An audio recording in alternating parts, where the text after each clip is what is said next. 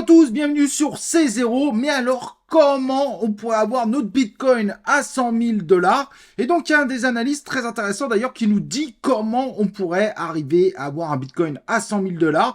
Et lui, sa prévision, c'est que ça pourrait arriver pour fin d'année, début 2025. Évidemment, je vais t'expliquer sur quoi il se base. C'est une analyse très intéressante et qui manque pas du tout d'intelligence dans cette vision des choses. Évidemment, en ce moment, ça se porte bien. On a le Bitcoin qui a bien pump, on se porte mieux. Même les cryptos commencent à remonter un peu. Vendre en mai n'a pas été un bon résultat pour ceux qui ont suivi cette coutume. Et tant mieux d'ailleurs, puisque ça fait plaisir de revoir un petit peu nos cryptos reprendre du poil de la bête. D'ailleurs, il y a un peu plus de monde sur la chaîne en ce moment. Bref, on va regarder tout ça. Le Bitcoin, 100 000 $ possible, mais voilà les conditions et pourquoi il finira par aller aux 100 000 $. On y va? Let's go!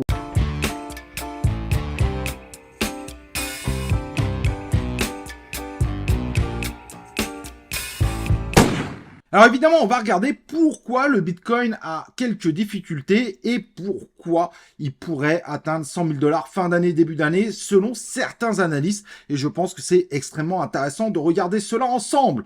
Au passage, n'oublie pas évidemment de t'abonner sur ma chaîne YouTube, d'activer les cloches de notif pour recevoir mes prochaines vidéos en notification ainsi que mes lives. Et n'oublie pas de liker cette vidéo et de lâcher un comment pour soutenir cette chaîne et soutenir cette vidéo pour la faire prendre en viralité. Aujourd'hui, on va pas se mentir, le Bitcoin a cassé enfin son triangle de compression avec du coup un objectif d'aller aux alentours de 72 500, ce qui ferait beaucoup de bien, mais évidemment cela ne sera pas du jour au lendemain, mais on sait très bien qu'on est sur quelque chose d'assez positif.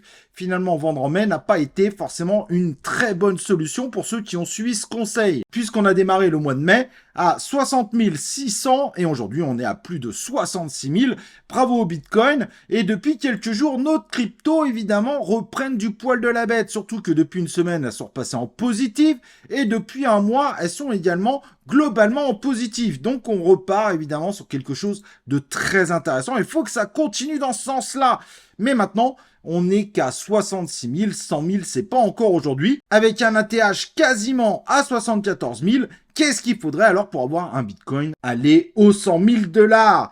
Et ça serait évidemment un très bon résultat que beaucoup de monde attend. À moins que vous ayez loupé complètement ce qui se passe dans l'univers économique de ce monde, on attend impatiemment la baisse des taux aux États-Unis. Mais qu'est-ce qui pourrait amener la Fed, donc la Réserve fédérale américaine, à décider de cette baisse de taux? Tout simplement, si la macroéconomie se dégrade, et il y a un fléchissement qui amène à penser que ça commence doucement à aller vers une dégradation, et en même temps, il faut impérativement des taux qui baissent considérablement, qui montent, qui vont aller au fur et à mesure vers 2%. On n'y est pas aujourd'hui, mais ce qui a emballé les marchés, en revanche, c'est que hier, on nous a annoncé un fléchissement de cette inflation. On est reparti à 3,4. Sur le coup, c'était exactement ce qui était prévu, mais donc ça rassure l'ensemble des marchés. C'est pour ça, évidemment, que notre Bitcoin a fait un joli pump, et c'est pour ça que le SP500 n'en peut plus depuis hier. Il continue de monter, il a battu son ATH, mais en revanche, le Bitcoin n'a pas battu son ATH. Alors pourquoi? Il y a des raisons à ça, et c'est à peu près les mêmes raisons finalement qui vont amener à penser que le Bitcoin pourrait atteindre les 100 000 $ en fin d'année, début d'année. Pourquoi? Parce qu'il pourrait y avoir plusieurs baisses de taux d'ici là. Aujourd'hui, on prévoyait septembre. Certains commencent à imaginer que le mois de juin serait possible, puisque le mois de mai devrait être assez bon en termes d'inflation, avec une baisse d'inflation bien évidemment, parce que le Brent qui aujourd'hui est un facteur de l'inflation sur le mois de mai est très bas comparé au mois d'avril, moins 10%. Donc ce qui pourrait amener à penser finalement que la baisse d'inflation devrait arriver et devrait arriver assez rapidement. Évidemment, il faudra attendre l'annonce de l'inflation du mois de mai, qu'on aura à peu près entre le 10 et le 15 juin. On n'a pas encore la date actuellement. Qui dit évidemment les taux d'intérêt dit qu'il y a des taux de rendement. Et les taux de rendement qui étaient à plus de 9% encore en fin d'année, Aujourd'hui, ils sont environ à 7,5%, donc ils baissent, mais ils n'ont pas baissé suffisamment. Et donc, ce qui va se passer, c'est qu'avec les baisses des taux, eh ben, les rendements, forcément, seront moins intéressants. Et qui dit moins intéressant en termes de rendement, qui sont en revanche considérés un petit peu comme des revenus sûrs, eh ben ça va commencer à faire réfléchir certains investisseurs à partir vers d'autres investissements, des investissements qui sont considérés beaucoup moins sûrs, des investissements à plus haut risque. Et donc si ces fameux taux de rendement qu'on a ici passent en dessous de 7% et qui sont en gros dans la fourchette entre 6 et 7%, eh ben ça pourrait devenir plus intéressant de commencer à partir vers des investissements à risque.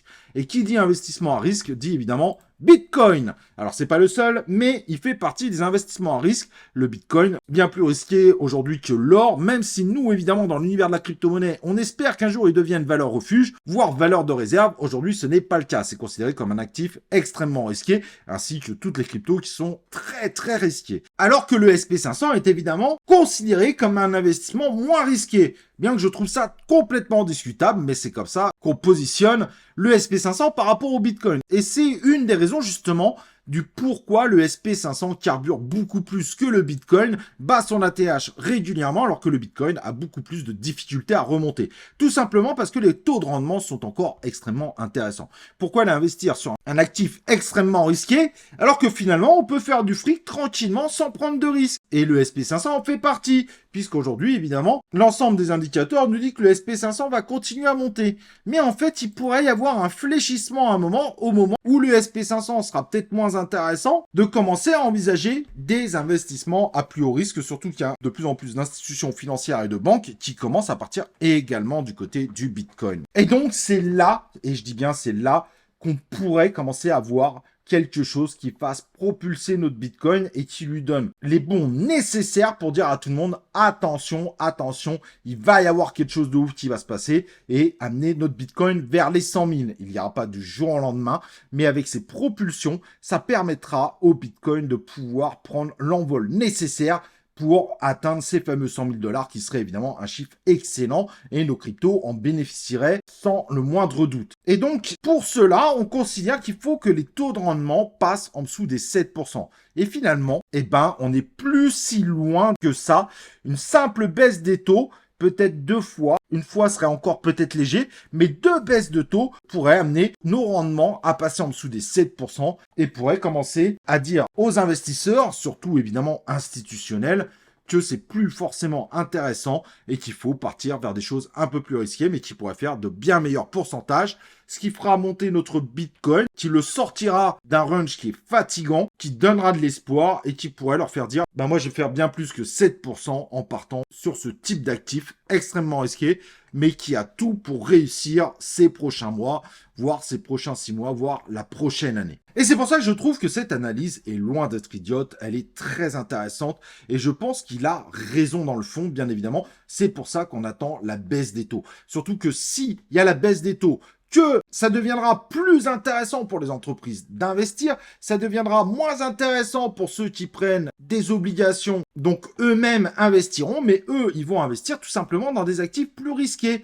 Ils vont prendre plus de risques et donc, vu la force du Bitcoin aujourd'hui, qui commence à avoir plein d'ETF partout, mais qui reste finalement un actif risqué, devrait devenir une des stars de l'investissement à risque, mais pas l'investissement méga top risqué comme certaines crypto-monnaies. Mais on sait bien que les crypto-monnaies sont par défaut liées au Bitcoin et donc en bénéficieront dans tous les cas. Même si évidemment la domination du Bitcoin pourrait monter plus fortement dans cette période-là. Mais imaginez, une alt season derrière ne serait pas non plus délirante. Donc cette prédiction aujourd'hui, évidemment par rapport au taux de rendement qu'on peut voir, elle n'est pas pour maintenant, elle n'est pas pour le mois de mai, mais elle est peut-être pour le mois de juin. Si jamais ça baissait au mois de juin, ce qui serait une surprise générale, et là ça pourrait aider, peut-être en septembre, mais ensuite avec une deuxième baisse de taux qui pourrait intervenir 2 mois ou 3 mois après le premier, mais qui là serait évidemment le pompon, la petite cerise qu'on mettrait sur le gâteau pour pouvoir faire exploser notre Bitcoin qui n'attend que ça. Et donc vous avez compris tout simplement maintenant pourquoi le Bitcoin aujourd'hui donne l'impression d'être moins en forme que le SP500, mais pourquoi il pourrait rattraper son retard en fin d'année par rapport au SP500 qui d'ailleurs à ce moment-là pourrait aussi vraiment calmer, voire potentiellement commencer très doucement à baisser si la situation aux États-Unis se porte vraiment très très mal, ce qui n'est pas le cas aujourd'hui, mais on commence à voir un fléchissement. Il ne faudrait pas que la Fed baisse les taux trop tard, parce que ce fléchissement qui est réellement visible aujourd'hui pourrait aussi devenir une récession économique et donc faire très mal au SP500. Mais on s'en fout, sur cette chaîne, évidemment, on est principalement autour du Bitcoin et de la crypto. Donc ce qui nous compte, c'est que notre Bitcoin arrive à prendre cette propulsion qui pourrait l'amener au fameux 100 000 $ et péter son ATH d'environ 74 000 $, qu'il a clairement du mal à réatteindre aujourd'hui. Mais c'est vrai que le mois de mai se porte quand même mieux. On voit bien que les indicateurs qu'on suit ont un véritable impact positif sur notre ami Bitcoin. Et la prochaine annonce de l'inflation pourrait être un démarrage très intéressant, donc environ mi-juin. Et comme les ETF à Wall Street ne concernent pas que les Américains et que les Américains eux-mêmes sont de véritables investisseurs dans le Bitcoin et la crypto-monnaie, il faut être honnête, la Fed actuellement a un impact considérable sur les crypto-monnaies et le Bitcoin, ce qui sera peut-être pas vrai dans 4-5 ans, mais aujourd'hui c'est bien le cas. Donc à moins d'une énorme news, d'une interdiction du Bitcoin sur le sol américain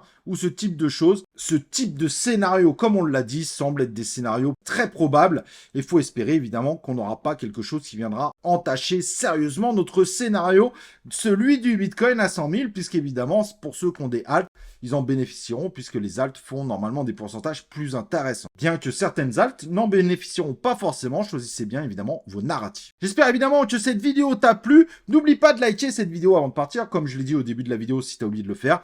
On se retrouvera évidemment pour une prochaine vidéo et ou un prochain live de C0.